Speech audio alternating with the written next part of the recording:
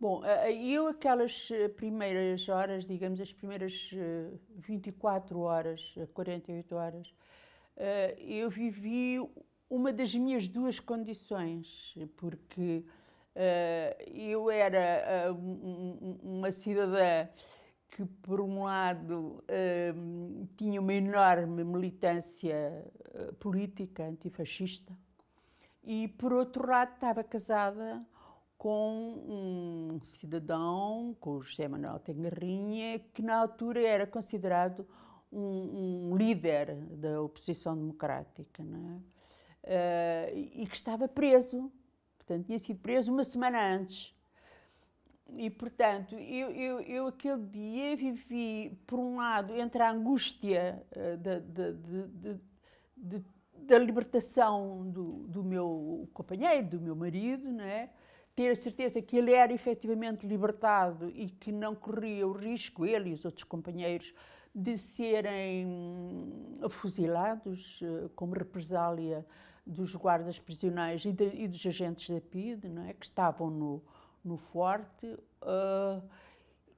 Vivi entre essa angústia e a alegria prometida de 25 de Abril, que me estava prometida, mas que ainda não estava à minha disposição. Essa alegria comecei a vivê-la na hora da libertação e de longe, porque nem consegui chegar ao pé dele.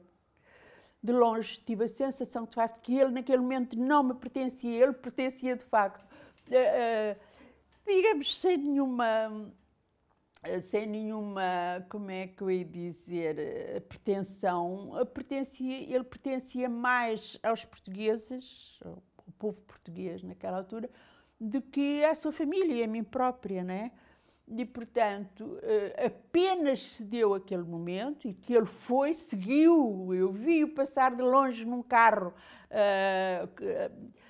a acenar e a ser aplaudido e não sei o quê. E a partir daquele momento, o outro lado da revolução começou para mim, o bom lado. Isto é, o lado da afirmação pessoal, como mulher e como cidadã e como militante antifascista. Comecei a viver com alegria esses dias. Então vivias por dentro, porque eu vivi por dentro porque eu já vinha de dentro da luta, não é? Portanto, não foi uma transição, dá-se a 25 de Abril e agora começa a luta. Para mim, a luta era um contínuo. E na verdade, os meus companheiros ligados ao movimento sindical de professores, nós tínhamos que estava em andamento para a criação de uma associação de professores ou de um sindicato, porque não havia. Não é? Os sindicatos eram proibidos, os sindicatos livres eram proibidos, havia os sindicatos corporativos, os sindicatos livres eram proibidos. E, portanto, eu, nas 48 horas depois, já estava numa reunião ampla, mas ainda fechada, digamos, ainda numa sala, não era ainda pública, para a formação do sindicato. Sindicato de todos os professores, com professores do ensino primário, que agora é primeiro ciclo, até ao superior, tudo. Né? E, portanto, éramos aqueles que estávamos mais nesses combates, que tínhamos estado mais na direção, digamos assim, desses combates, que reunimos logo para tentar conseguir começar logo a implantar o sindicato.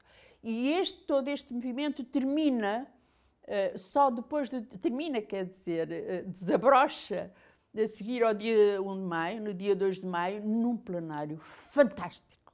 Mas se há memória que eu tenho da Revolução é esse plenário no Pavilhão dos Desportos. Cheio, eu não sei qual é a capacidade do Pavilhão dos Desportos, não vale a pena estar a tirar com números, mas completamente cheio de professores que iam lá ao nosso apelo a que estivessem presentes para elegerem uma comissão provisória para lançar as bases do sindicato. Pronto, eu fui eleita para essa comissão provisória e aí começa a ação em liberdade. Ora bem,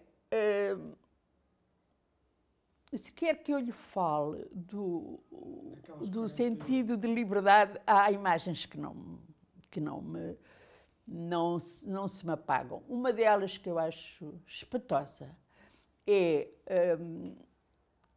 a história do assalto à PIDE, do assalto não, da multidão que avança sobre a sede da PIDE, não é bem o assalto foi das Forças Armadas, não é? Mas essa memória eu não tenho porque não estive lá. Tenho de fotografias, tenho de filmes e tenho da tragédia que foi a última tragédia causada pelos agentes da PIDE ao dispararem sobre a multidão que ele estava para exigir a extinção da PIDE e a prisão dos agentes, dos informadores, dos inspectores, estava lá tudo dentro, não é? Guardados por salas, que eu acho uma coisa impressionante. Estava a sala dos agentes, a sala dos inspectores, dos subinspectores, a sala dos inspectores-chefes e a sala do diretor e mais a comandita do Silva Paz. Essa é uma imagem fortíssima da Revolução, mas são também imagens fortes para mim de liberdade. A imagem, por um lado, da Comissão de Censura, que é na Rua da Misericórdia, que é invadida por populares e que atiram pelas janelas os documentos censurados, dos dossiês, não é, que estavam, aqueles relatórios dos inspectores da direção da censura, e que atiram, e portanto há fotografias, inclusive, com esses documentos a voarem pelas janelas. Foi uma perda, foi para a história, foi uma perda, mas foi um momento excepcional, simbólico do que foi a libertação. O outro momento que eu acho excepcional, com outras componentes, outros condimentos, são os dias a seguir, ainda antes do 1º de Maio, daquela enorme manifestação, o dia a seguir, tipo o dia 27, o dia 28, o dia 29, sobretudo, eles são libertados, os presos, na madrugada, os primeiros minutos, digamos assim, do dia 27. E logo no dia 28, nessa noite da libertação, eu vim a casa ainda antes de serem libertados, e a imagem que eu tenho é das escadinhas aqui ao lado do prédio, coberta de soldados, cheios de frio, estavam aqui desde a madrugada do dia 25, né? Cheios de frio, com as pistolas assim agarradas, as metralhadoras agarradas e encostados à parede a dormirem, quer dizer, para mim é a imagem do soldado desconhecido, não é? A memória dessa gente perdeu-se, não é? A gratidão a essa gente, de alguma forma, deveria ter sido dada, para além daquela que foi dada ao Salgueiro Maia e aos dirigentes, aos capitães de Abril. Os soldados desconhecidos, foi uma coisa impressionante. Agora, imagem de liberdade, outra, é no dia a seguir, 27, já 27 pela tarde, eu vou com um jornalista francês que nos foi enviado aqui para casa e fui eu que o acompanhei, fui até à Baixa. E era impressionante, porque era a população de Lisboa nas ruas, com uma alegria estampada no rosto, uma coisa muito bonita, todos com os tais cravos encarnados. E focos aqui, ali, acolá, de populares que gritavam é PIDE, é PIDE, é PIDE. E vinha a carrinha da polícia militar e caçava-os para os levar, para depois serem interrogados, isso assim. Como é que eu ia dizer? Saltava a todo momento no Rossio, por trás do Rossio, assisti eu, ao pé do Martim Muniz, portanto, como é que dizer, os populares queriam justiça. E alguns deles queriam fazer justiça pelas suas próprias mãos. E, de facto, aí, com alguma inocência, ou porventura com alguma razão, eu estive entre aqueles que disseram calma, eles vão ser julgados e não lhes vamos fazer o que eles nos fizeram a nós. Eles vão ser julgados em tribunal. E esses julgamentos, eu lembro de ter dito isso num pequeno comício relâmpago que fiz, e esses julgamentos hão de ser transmitidos pela televisão, para todo o povo ver. Não foi isso que aconteceu. Não foi isso que aconteceu e lamentavelmente, alguns deles ainda andam por aí. Ainda andam por aí. Pronto, isto é a democracia que temos, não conseguiu responder a todos os anseios de justiça, que não era de vingança, era de justiça que os antifascistas tinham. E em relação ao episódio de Caxias também, pode-nos contar um bocadinho mais detalhadamente quando chegou lá, o que é que estava à sua frente nas primeiras horas, como é que isso se foi desenrolando? Eu tive uma reunião de manhã com outros familiares de presos em casa de um jornalista que estava preso, que era o Fernando Correia, um grande jornalista que estava preso naquela altura. Portanto, eu com outros familiares tivemos ali uma reunião. E nessa reunião ficou decidido que, em primeiro lugar, nós iríamos imediatamente, eu e a mulher de um dirigente político, de um militante que estava preso, tinha sido preso várias vezes, o Zé Magro, e que estava preso, e, portanto, eu e a Aida Magro, mulher desse militante, iríamos ao Rádio Clube Português, porque do comando do MFA queriam que familiares de presos fizessem um apelo à população para confiar que isto era um movimento de libertação do povo e não aquilo que podia, de certo modo, podia ser um golpe da direita, não é? Portanto, para poderem confiar.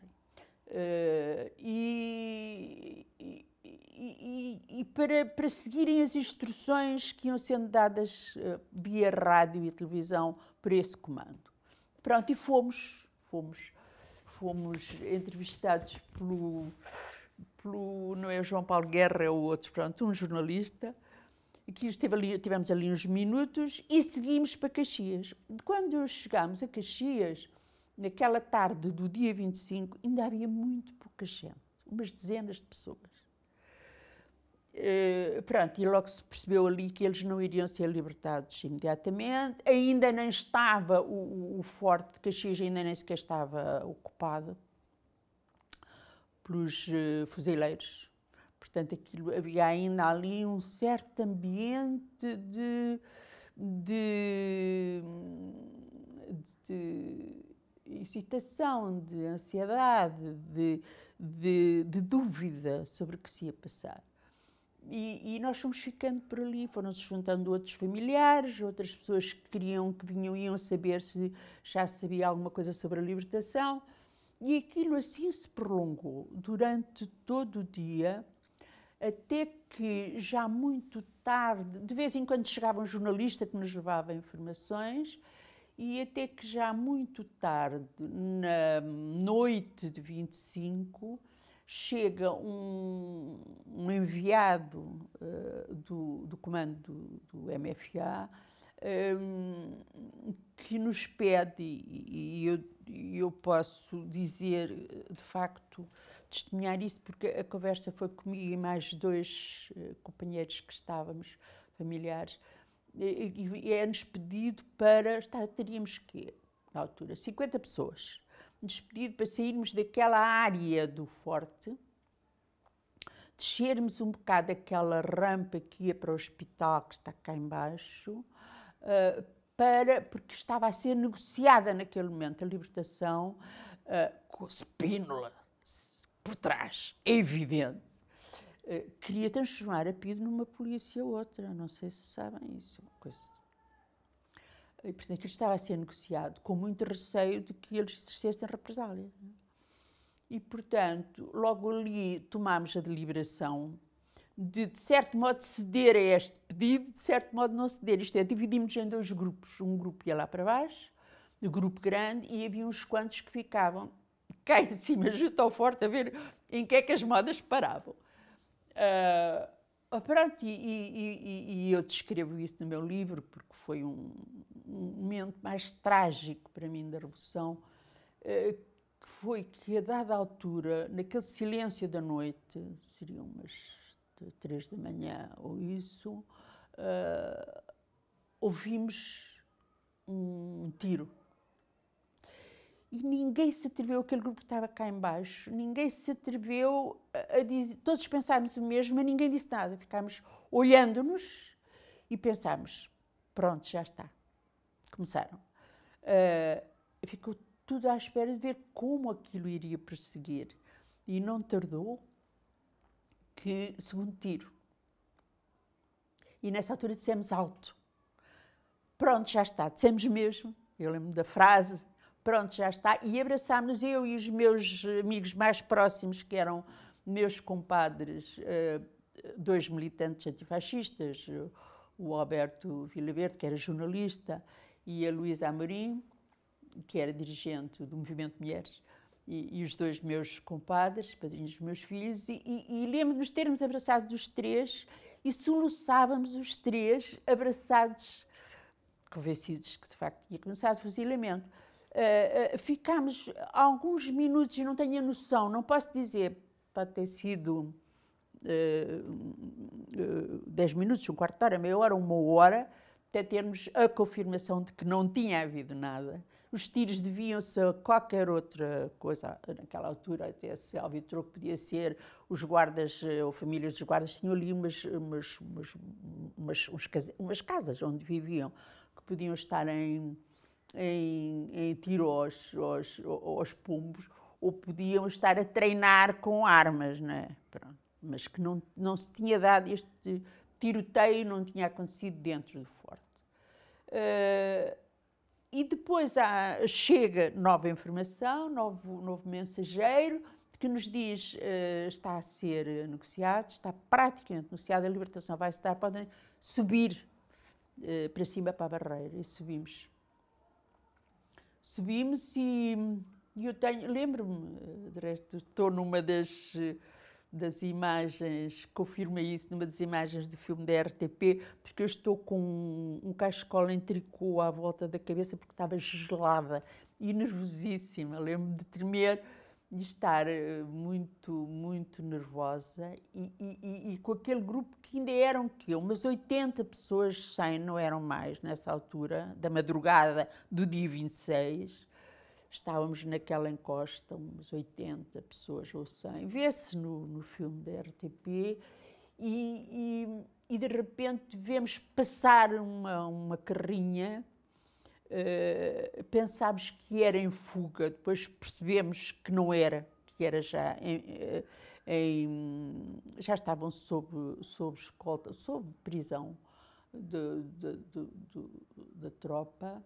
Entretanto, portanto, para passar a carrinha, lembro que nós atirámos pedras, que atirávamos do chão e atirávamos aos vidros pedras dos guardas e dos pisos que iam lá dentro. Depois tenho a sensação de que já a minha imagem a seguir é a imagem de começar a avolumar naquele espaço a multidão e de chegarem os fuzileiros e colocarem-se por cima do forte como estátuas, assim de X em X metros. E essa é das imagens mais comoventes que eu tenho de 25 de Abril, é a imagem é de facto a imagem da libertação, é essa dos fuzileiros, a quem já com cravos nas baionetas, é a imagem da libertação. Pronto, depois a multidão começa a avolumar e fica assim o dia todo, até eles serem libertados na madrugada, dia 27, e meia-noite e um quarto, ou meia-noite e 20.